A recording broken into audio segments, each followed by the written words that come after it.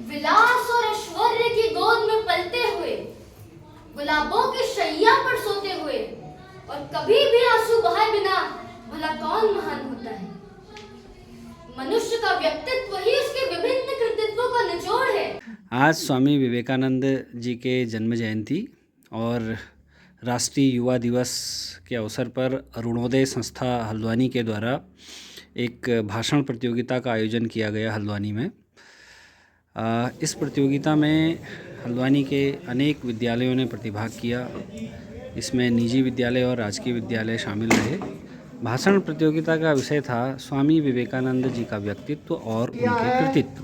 तो इस विषय पर सीनियर और जूनियर वर्ग की प्रतियोगिताएं थी, जिसमें जूनियर स्तर की प्रतियोगिता में पार्थ पांडे ने द्वितीय स्थान प्राप्त किया। तो प्रस्तुत है पार्थ का धारा प्रवाह भाषण। पार्थ पांडे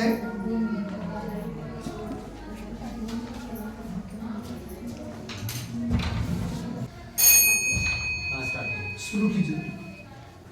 विलास और ऐश्वर्य की गोद में पलते हुए, गुलाबों के शैया पर सोते हुए और कभी भी आंसू बहाए बिना भला कौन महान होता है। मनुष्य का व्यक्तित्व ही उसके विभिन्न कृतित्वों का निचोड़ है और उसकी समस्त आदतों का योग है। आदरणीय मुख्य अतिथि महोदय, विशिष्ट अतिथिगण, निर्णायक मंडल तथा मेरे प्यारे युवा साथी, मैं पार्थ पांडे कक्षा 8 सेक्रेड हार्ट स्कूल से आप सभी को प्रणाम करता हूँ। आज मैं आप सभी के समक्ष स्वामी विवेकानंद की 162वीं जयंती के उपलक्ष्य पर उन्हें भावपूर्ण नमन करता हूँ और आप सभी को विश्व युवा दिवस की हार्दिक शुभकामनाएं प्रेषित करते हुए स्वामी विवेकानंद के व्यक्तित्व और उनके कृतित्व पर अपने विचार साझा करना चाहता हूँ। हर ख्वाब को अपनी आंखों से सजा ले, हर मंजिल को अपनी मेहनत से बना ले। डरने वालों को कुछ नहीं मिलता यहाँ, डरने वालों को कुछ नहीं मिलता यहाँ। अपने हौसले से तू इस दुनिया को झुका दे।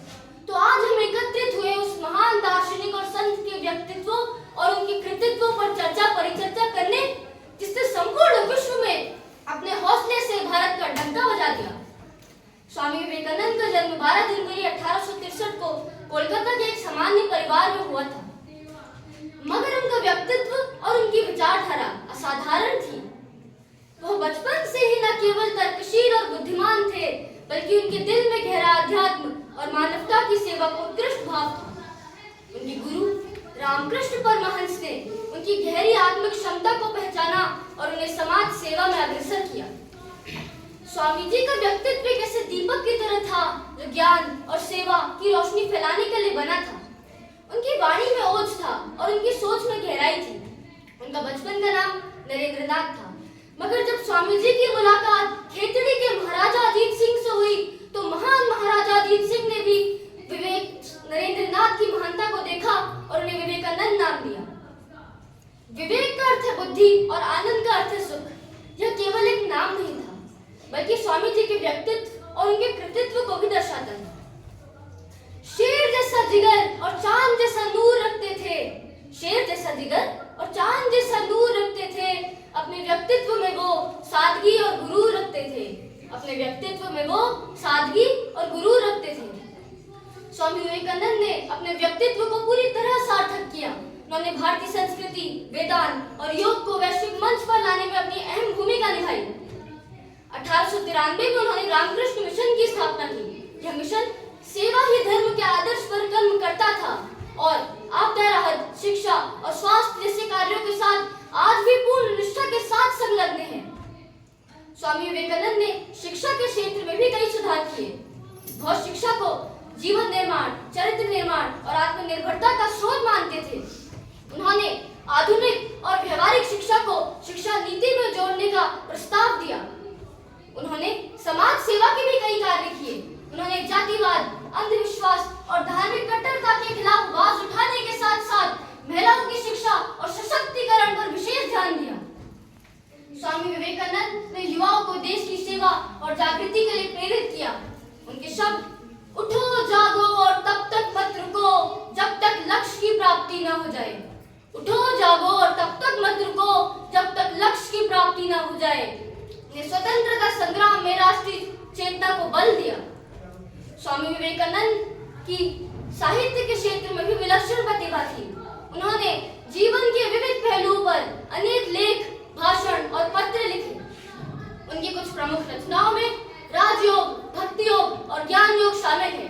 और इन सब बातों से हम यह कह सकते हैं कि स्वामी जी के व्यक्तित्व और उनके कृतित्व न केवल भारतवर्ष में बल्कि संपूर्ण विश्व में लोगों को मार्गदर्शन प्रदान करते थे।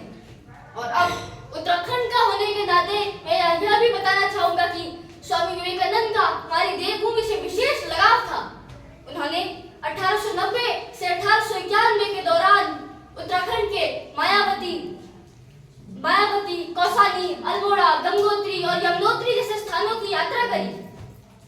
कौसानी के बारे में स्वामी जी का कहना था कि जहाँ का वातावरण हमारी आत्मा की गहराई में जाने के लिए उपयुक्त है। और अल्मोड़ा में रहते हुए स्वामी जी ने अपने कई पत्र और पुस्तकें लिखी। स्वामी विवेकानंद ने चंपावत जिले के मायावती में एक अद्वैत आश्रम की स्थापना करी। और अब मैं अपनी वाणी की विराम दो पंक्तियों से देना चाहूंगा। जो नरेंद्रनाथ से बने विवेकानंद तभी इस जग ने ये जाना, जो नरेंद्रनाथ से बने विवेकानंद तभी इस जग ने ये जाना। उनके व्यक्तित्वों और उनके कृतित्वों का सबने लोहा माना, उनके व्यक्तित्वों और कृतित्वों का सबने लोहा माना। स्वामी विवेकानंद का जीवन एक प्रेरणा का स्रोत है। उन्होंने